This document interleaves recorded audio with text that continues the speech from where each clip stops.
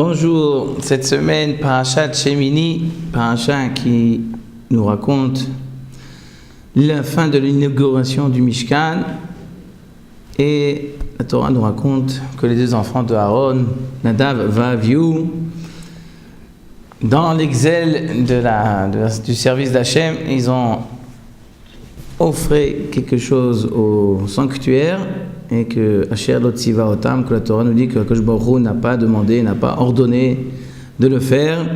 Vatetze esh milifnei Hashem, et à ce moment-là, il y a un feu qui est sorti du sanctuaire, et Vatochal Otam qui les a brûlés et qui sont décédés. Lorsque cet événement grave est arrivé, Moshe Rabbeinu a dit à Aaron, ou Asher Diber Hashem, et là il est mort Bikrovai et Kadesh. Maintenant je comprends ce qu'Akadosh Baruch Hu m'a dit, que Bikrovai et Kadesh, que parmi ceux qui sont les plus proches de moi, je vais me servir d'eux, de faire un Kiddush Hashem. Moshe a dit qu'il savait qu'Akadosh Baruch Hu devait me donner un exemple, l'importance de la Kedusha, de la sainteté, du sanctuaire, et la gravité de celui qui le profane. Et donc Akadosh Baruch Hu devait donner un exemple. Voilà. Si on a fait quelque chose que Hachem n'a pas demandé, même si le service est pour lui, avec toutes les bonnes intentions, eh bien Akadosh Baruch Hu n'est pas d'accord, ne le veut pas. Et donc Akadosh Baruch Hu a puni ici quelqu'un de très important pour monter à tel point la gravité que nul ne peut être épargné de cette grave faute. Et Moshe dit à Aaron, je pensais que ça allait arriver ou à toi ou à moi. Mais maintenant je vois que tes enfants, eux, ont été choisis par Hachem. Alors je vois d'ici que tes enfants sont plus hauts que moi et toi. Comme ça, Moshe Rabbeinu console Aaron, et la Torah nous dit, Vaïdam Aaron, Aaron il s'est tu, et il a eu le mérite que Akadosh Baruch Hu lui a parlé de manière directe, parce que tout le temps Akadosh Baruch Hu parlait à Moshe, ou à Moshe et Aaron, mais Aaron tout seul, jamais il y a eu cette occasion. C'est à ce moment-là que lorsque Aaron s'est tu, qui a accepté le jugement céleste, avec toute cette difficulté, et qu'il a accepté, que Akadosh Baruch Hu l'a récompensé, qu'il lui a parlé direct. Donc nous voyons ici quelque chose, la grandeur de Nadav et Avihu, que Akadosh Baruch Hu les a choisis pour montrer l'exemple de l'importance du Mishkan. Cependant, dans Chazal, dans nos sages, nous voyons d'autres raisons pour lesquelles Nadav et Avihu étaient coupables de mort. Il y en a qui disent parce que Nadav et Avihu étaient morés au Ra'an Ifnei Rabam. Ils ont donné l'halakha devant leur maître qui était Moshe Rabbeinu, et nous savons que celui qui donne l'halakha devant son maître, s'il n'a pas la permission de son maître de trancher, eh bien, il est chayav mita, il mérite la mort. Donc certains disent qu'en fait, Nadav et Avihu était coupable de mort pour cette faute-là.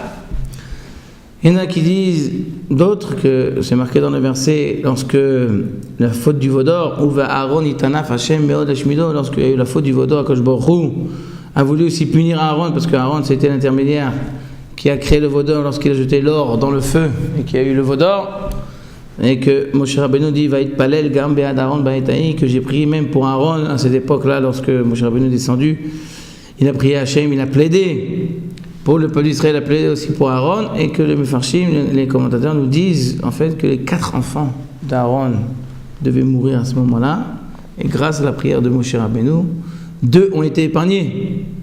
Elazar et Itamar ont été épargnés, mais Nadav et Avihu ont péri. Donc s'il y avait une autre opinion, s'ils disent qu'ils ne voulaient pas se marier, Nadav et Avihu ne voulaient pas se marier, et ils préféraient s'investir toujours dans la Torah et dans le service d'Hachem et ne pas se marier. Donc il y avait ici une faute dans l'avodat Hachem, dans le service divin, et donc c'est pour ça aussi qu'ils méritaient la mort. Donc il faudrait comprendre comment Moshe Rabbeinu, la Torah nous dit, ou Asher Diber Hashem Bikrovai Kadesh, voilà que Baruch Hu il a dit qu'il fera un exemple avec ceux qui sont les plus proches de lui, les grandes sadikim. Mais nous voyons qu'ils étaient coupables de mort pour d'autres raisons. Donc ça ne veut pas dire qu'ils ont été choisis particulièrement. Ils étaient coupables de mort, ils méritaient la mort. Pour comprendre ces paroles-là de Moshe Rabbeinu, il faut savoir, lorsque quelqu'un il est coupable de mort, il y a plusieurs manières qu'il peut quitter ce monde. il peut aller dormir la nuit, il ne pas se réveiller. Ça arrive. Mitat Nishika, on appelle ça quelqu'un qui a eu sa mort par un bisou d'Hachem. Il l'a embrassé, il n'a pas senti qu'il est parti de ce monde. Il peut, barminan, mourir subitement, se balader dans la rue et hop, s'évanouir. Il peut tomber malade, avoir une maladie qui le fait souffrir et petit à petit disparaître. Il peut avoir un accident, Hazve Shalom. Il y a plusieurs manières comment une personne peut mourir. On prie toujours que l'homme ne mourra pas de Mita Meshuna. Mita Meshuna, c'est une mort en dehors de l'ordinaire. Donc, ici, il y a un décret divin, d'Akadosh Baruch Hu, qu'une personne doit mourir. Il faut prier qu'au moins que sa disparition soit dans les meilleures manières. Ici, là, Akadosh Baruch Hu, il se sert des tzadikim, même que quand ils doivent quitter ce monde, il se sert d'eux pour avoir une utilité dans leur disparition. Nadav Avihu devait mourir. Ils auraient pu, comme tout le monde, aller à l'hôpital, maladie, ou arrêt cardiaque, d'un coup, le cœur s'est arrêté. Ouais. Ça arrive. Les gens à 40 ans, 30 ans, ça arrive. Ils auraient pu disparaître comme ça. Mais Akadosh Baruch Hu se sert de tzadikim que même quand ils vont quitter ce monde, ils vont encore servir Hachem. Ils vont être utiles à la communauté. Akadosh Baruch Hu a pris Nadav Avihu et s'est servi d'eux pour donner un exemple. Ils devaient mourir. Ça, c'était déjà décrété, c'était déjà décrété. Ils devaient mourir. Mais ils peuvent mourir de manière naturelle. Akadosh Baruch Hu prend ces tzadikim, il les fait élever dans leur disparition. Donc nous voyons, la Gemara nous dit par exemple que ce qu'on appelle, il y a aussi karet deyomé.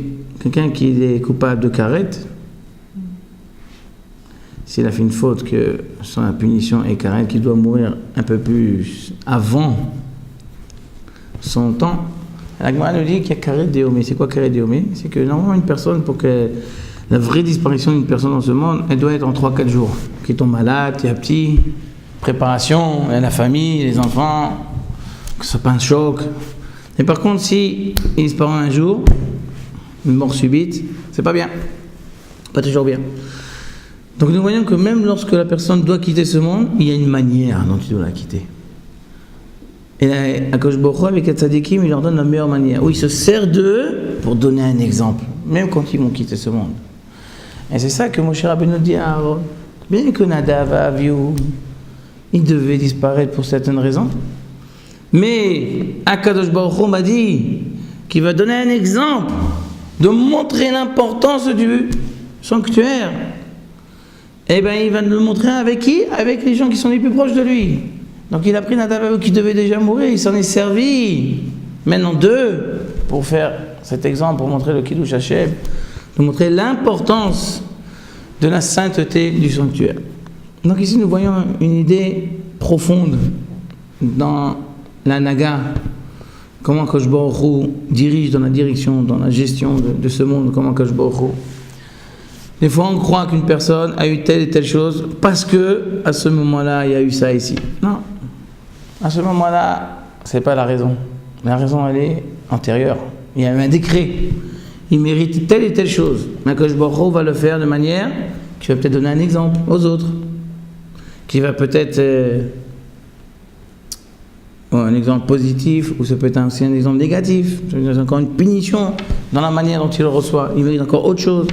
Donc nous voyons que je vois toujours relie dans un fait, dans un moment, dans une action, que je peux relier plusieurs raisons. Parce qu'on voit toujours on a déjà vu cette idée-là plusieurs fois dans la Torah, que je peux avec une action, il peut résoudre, il peut joindre 10 raisons et obtenir chaque raison à travers cette action. Donc voilà, l'enseignement de la Parashat Shemini, et que grâce à cette action-là que Akadosh Baruch Hu s'est servi d'un Nadav Avihu, Aaron a surmonté son épreuve et qu'il s'est tué et qu'il a réussi aussi des mérites. Alors il devait mourir, ça n'aurait pas aidé.